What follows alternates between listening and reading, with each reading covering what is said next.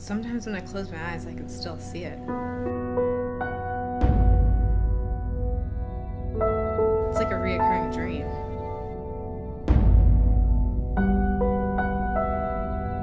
He just lost it. I was so scared. He hit me with the computer. It's haunted me ever since.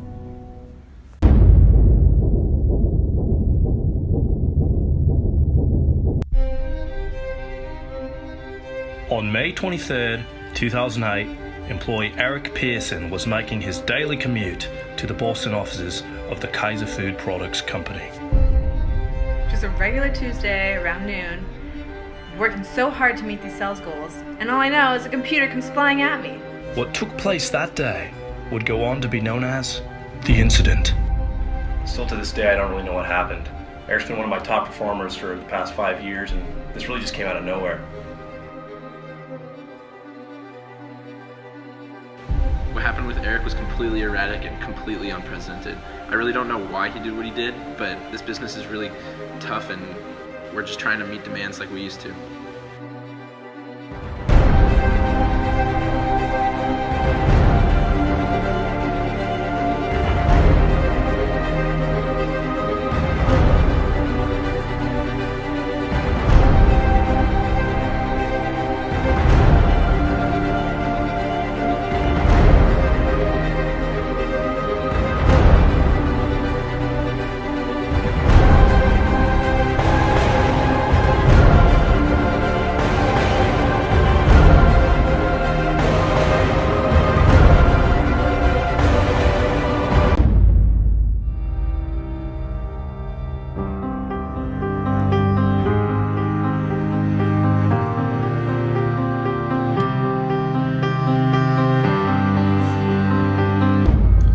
Happened.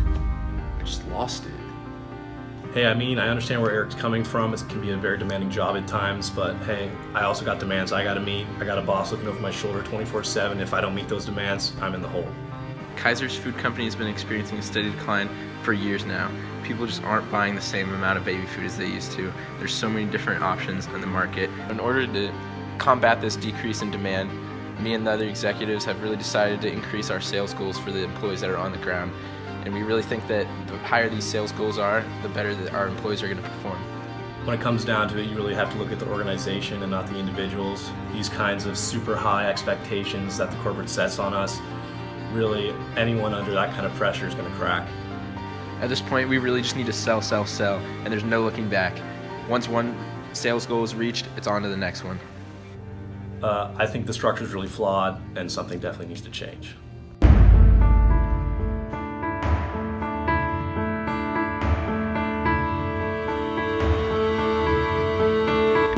To get to the bottom of the incident, we tracked down the nation's top researcher in organizational behavior at the University of Washington Foster School of Business.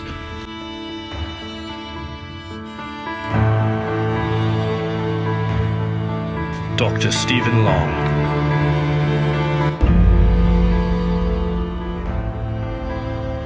So this situation is a result of a poor top-down organizational management. I believe Eric's behavior was a culmination of poor goal-setting structure and a lack of community within the firm. Specific to the inefficient goals, I recommend that the company take a look at the SMART goal-setting theory as well as the expectancy theory. Moving forward, the company needs to set specific, measurable, attainable, results-oriented, and time-bound goals that are specifically tailored to each individual branches and their needs. The company also needs to be aware of the fact that employees are motivated to perform at a high level only if they think they can do so. At a tense Kaiser office environment, employees are constantly on edge about losing their jobs, and at this point with the current goal program, employees do not believe that a high performance will lead to a higher paycheck. In order to solve this, the company needs to set adaptive, SMART goals that are uniquely tailored to each branch and individual. These goals proposed by corporate should also be approved and signed off by middle management so that the lower level employees are accounted for in a morally correct way. By tailoring each goals to various firms, the company will also be able to account for differences in the markets and location dynamics. Regarding the lack of company identity, I recommend taking a look at the value percept theory. If employees do not have the relationships and other things they value in the workplace, they will not find meaning and in turn be less productive. I recommend that the company require Eugene and the other executives meet with their associated regional branches on a monthly basis to ensure a consistent relationship between the different levels of management. Logistically, this will allow for a better flow of information throughout the firm and a better collaboration between the employees. The executives will also really help by getting down to the ground floor and to understand the employees. In these meetings, the executives are required to not only relay vital information to the lower level employees, but also connect with them on a bi-monthly dinner outside of the office environment. This will really help foster a positive relationship and propel the productivity of the firm to another level.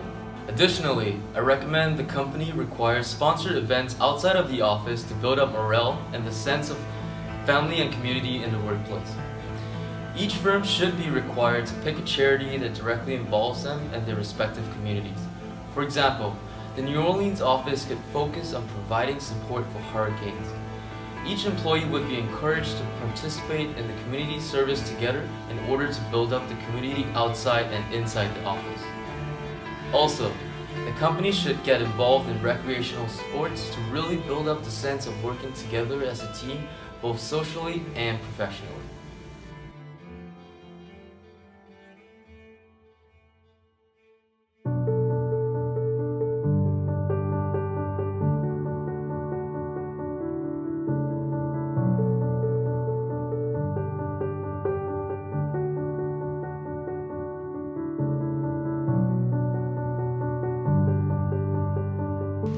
So after the incident, we've really turned things around here at Kaiser Food Company, and we've really made a lot of organizational changes, like setting the SMART goals and creating a lot more opportunities for our employees from all different levels to come together as one. With these newly implemented SMART goals in our organization, I feel like our employees are given a space to be creative and productive at the same time.